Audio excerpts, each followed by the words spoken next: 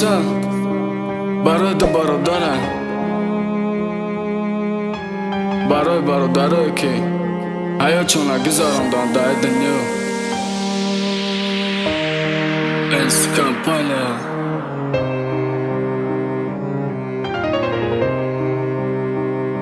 حیاتشون نگذراندن در دنیا.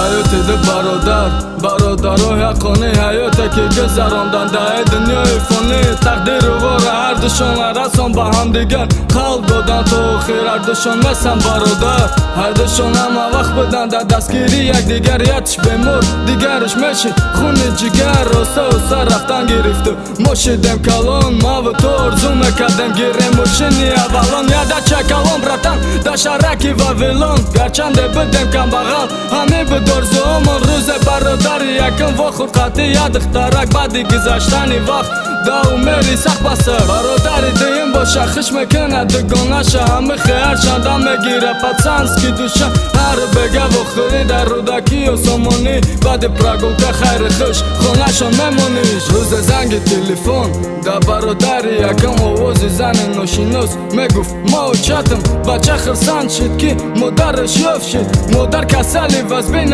روزی مرگش قریب شد. مادر با گریه گفت ندیدم تا 19 سال بچه رم، گفت مرا میخوام ببینم تا با یک بار بچه قصه را میفهمونه. در برادرش پیش رفتنش دخترم اسپاره در امانتش.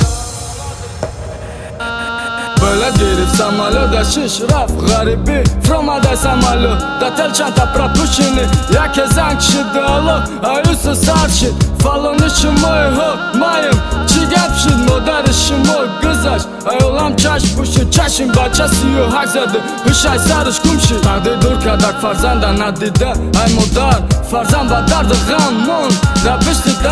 بعد گذشتنی وقت بچه نسته خبر تشویش میشود دختر قطع دیم برادرش میان غریبی بچه را کفتنی میرسانه خبره که گدیانش از زندانی. میه پیشی سلام علیک خبر میگیره اول شب هماندیر میگه بعد یک سال او آزاد میشه. هر روز میامد خبرگیری در یک سال دراز اومده گم نکوینده ایمال بودم میشه زاد. یک سال گذشته بچه برامده گای زندان، برادرش میه پیشوازگیری تیاتا اولان. گفت ما ارزوامون گم نکردیم گم نمیکنیم، هر دمو مقصد موندیم و مقصدمون میرسیم. هر دمو برادریم اکه و دادریم.